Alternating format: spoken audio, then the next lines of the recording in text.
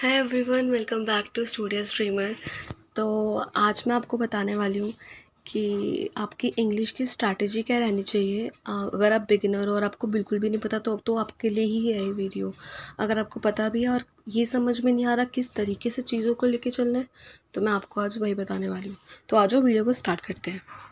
हाँ जी, देखो मेरी नज़र में ना मैंने इंग्लिश को 3 पार्ट्स में डिवाइड कर रखा है। पहला है रीडिंग प्लस वोकैब, जिसको मिला के हमारी अंडरस्टैंडिंग डेवलप होती है। उसके बाद हम सेकंड स्टेप पे जो आते हैं वो हमारा ग्रामर पे फोकस करना, और थर्ड होता है हमारा प्रैक्टिस और बिल्कुल भी पैनिक नहीं होना। तो हमारे फर्स्ट स्टेप को हम कैसे अचीव कर सकते हैं और ये क्यों ज़रूरी है वो मैं आपको बताती हूँ। सबसे पहला काम है आपका डेली न्यूज़पेपर रीड करना। अब न्यूज़पेपर रीड करने से क्या होगा ना, जब आप न्यूज़पेपर रीड करेंगे उसमें तो भर भर के कंटेंट होता है और बहुत सारे मतलब हॉट टॉपिक्स होते हैं जो हमारे एग्ज़ाम के रिलेटेड भी बहुत इम्पॉर्टेंट होते हैं।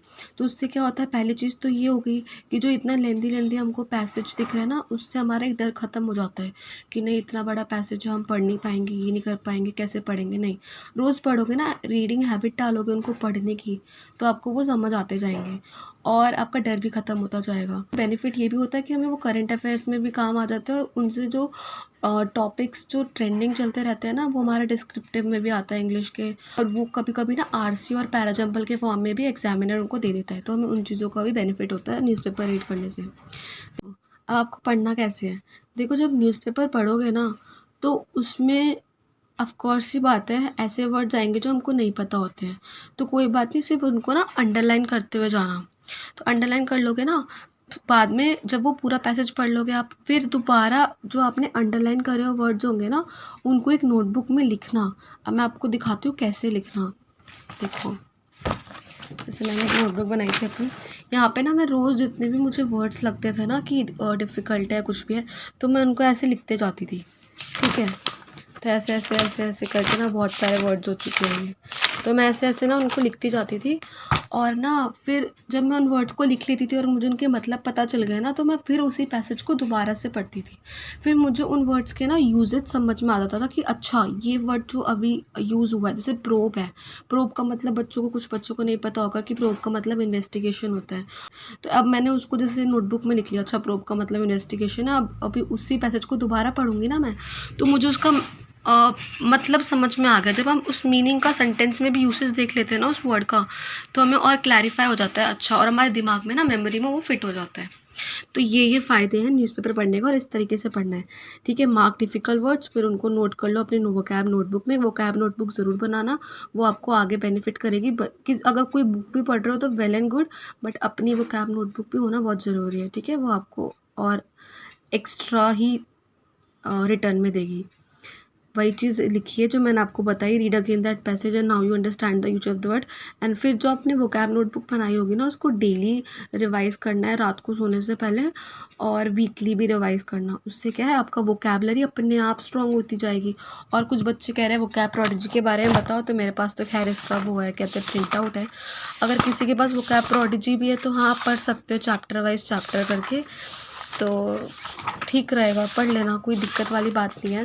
ठीक है, जिन पे नहीं है तो वो ऐसे कर सकते हैं, और जिन पे ये है भी, मैं तो कहूँगी किसी बुक के सहारे मत लो, क्योंकि एग्ज़ाम में वही वर्ड्स आते हैं जो कि न्यूज़पेपर वगैरह में जल्दी जल्दी रिपीट होते रहते हैं। तो न्यूज़पेपर पढ़ने के अपने अलग ही मतलब हज़ारों बेनिफिट है, क्या ही बताऊँ। ठीक है, तो उसके बाद क्या, हमें ग्रामर पे फोकस करना है। सबसे पहले अगर आपको ग्रामर का नहीं पता भाई कैसे है क्या नहीं है, तो एक बार आप वीडियोस देख लो। तो जो ग्रामर के ऊपर डली होंगी रूल्स वगैरह, और या फिर जो नाउन प्रोनाउन ये सब चीज़ें होती हैं, तो वो आप देख लो एक बार। ये समझ में आ जाए ना, तो फिर आप अपने नोट्स बना लो उन्हें। और नोट्स नहीं बनाए तो मैंने अपने जैसे नोट्स बना रखे हैं, तो मैंने आपके ये सारे नोट्स शेयर कर रखे हैं टेलीग्राम पे। तो आप ना इन नोट्स से भी ना रिवाइज़ कर सकते हो। जैसे कि आपको पहला रूल रिवाइज़ कर रहे हो, ईच और एवरी का क्या यूजेज है, कहाँ कहाँ पे होता है, ईच होता है। ठीक है, तो इस तरीके से आप रोज़ रिवाइज़ करो आधा घंटा ऐसे ग्रामर के नोट्स बना के। फिर आप लाइव क्लासेस ले सकते हो, क्योंकि हमें जो ग्रामर है ना, ये ज़्यादातर हमें एरर डिटेक्शन में यूज़ होता है। और एरर डिटेक्शन हमारे एग्जाम्स में बहुत बड़ा रोल प्ले करता है। आराम से 5 से तो ऊपर ही क्वेश्चन आते हैं एरर डिटेक्शन के, और मेंस में तो आते ही भर भर के क्वेश्चंस। ठीक है, तो आप ऐसे करना। फिर सबसे पहले लाइव बुक से, लाइव क्लासेस से करना एरर डिटेक्शन के क्वेश्चन, फिर बुक्स और क्विजेस से करना। ठीक है, अब मैं प्रैक्टिस बताती हूँ आपको कैसे करनी है। देखो, सबसे पहला काम तो आपका यही होना चाहिए, न्यूज़पेपर से स्टार्ट करना है। कि कैसे स्टार्ट करना है वो मैंने आपको तरीका बता दिया, किस तरीके से आपको न्यूज़पेपर अपना डेली रीड करके ख़त्म करना है। अब आपको कहाँ से चीज़ें मिलेंगी, मैं उनके सोर्सेज भी बता देती हूँ। पीडीएफ सोर्स जो है वो मैं अपने टेलीग्राम पे डालती हूँ। स्टूडियो स्ट्रीमर टेलीग्राम चैनल है मेरा, उस पे मैं रोज़ डालती हूँ न्यूज़पेपर, तो आप वहाँ से डाउनलोड करके पढ़ सकते हो। और अगर आपको और अच्छे से पढ़ना, जैसे आपने एक बार पढ़ लिया, अपना एडिटोरियल हमेशा खुद पहले पढ़ना, फिर बाद में ही क्लास लेना। मैं आपको हमेशा बोलूँगी पहले पीडीएफ फिर क्लास। तो अगर आप और अच्छे से और उसको और क्लैरिटी से समझना चाहते हो ना, तो एक बार आप एडिटोरियल क्लास ले सकते हो विशाल सर की या फिर निमिषा मैम की, जो भी आपको सूटेबल हो। उसके बाद आपको वोकैब रिवाइज़ करनी, जो भी आपने न्यूज़पेपर से निकाल के वोकैब करी होगी ना, फिर आप उनको रिवाइज़ करोगे और उनमें से सेंटेंसेस बनाओगे, ताकि वो आपको और आपके मेमोरी में बैठ जाएगी। लिखना मत सेंटेंसेस, बस खुद ही एक बार बोल बोल के अपने आप को बता देना कि हाँ इससे ये सेंटेंस बन सकता है। उसके बाद ग्रामर नोट्स रिवाइज़ करोगे, वीडियो जब देख लोगे ना तो फिर नोट्स भी रिवाइज़ करना। और नोट्स तो मैं आपको मेरे टेलीग्राम चैनल पे मिल जाएंगे। और आपको क्लासेस लेनी है तो क्लासेस बता देती हूँ। निमिषा मैम ने भी अपने यूट्यूब चैनल पे क्लासेस करा रखी है ग्रामर से रिलेटेड, और संतोष सर हैं जो अड्डा 247 में पढ़ाते हैं, इनकी भी क्लासेस बहुत अमेजिंग है इंग्लिश को लेके, तो आप यहाँ से भी कर सकते हो। उसके बाद आपको एक एरर डिटेक्शन की क्लास रोज़ करनी है। देखो वीडियो सोर्स बता रही हूँ, top 1000 error bye Neeru ma'am लिखोगे ना तो आपको यूट्यूब पर आराम से आ जाएगा। वो एक क्लास डेली लो, या फिर निमिषा मैम की अच्छी लगे तो वो कर लो।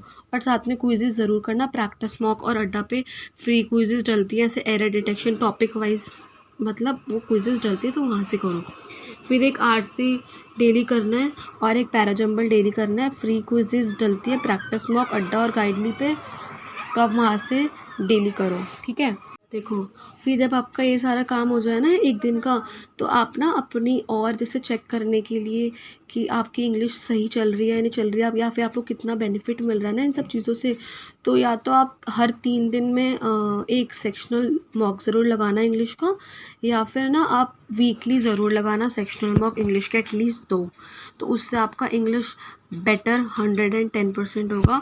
और जब आपका ये पूरे दिन में ये सारा हो जाए इंग्लिश को लेकर, तो अपना हमें एंड करना है अपनी कोई भी मनपसंद बुक या नॉवल पढ़कर, जो भी आपको पसंद हो। देखो अब आप नॉवल में कोई भी पढ़ सकते हो, ये 2 फ़िलहाल मेरे पास यहाँ रखे थे, मैं आपको दिखा रही हूँ, इनमें से कोई पढ़ सकते हो।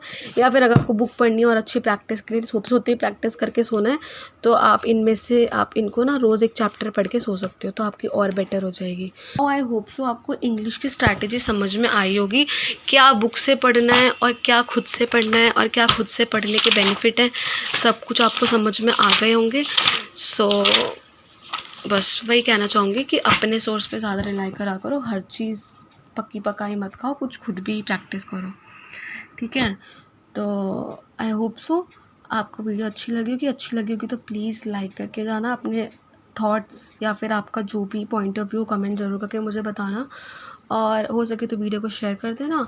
और अब मैं आपको मिलूँगी अपनी नेक्स्ट वीडियो में, तब तक के लिए बाय बाय।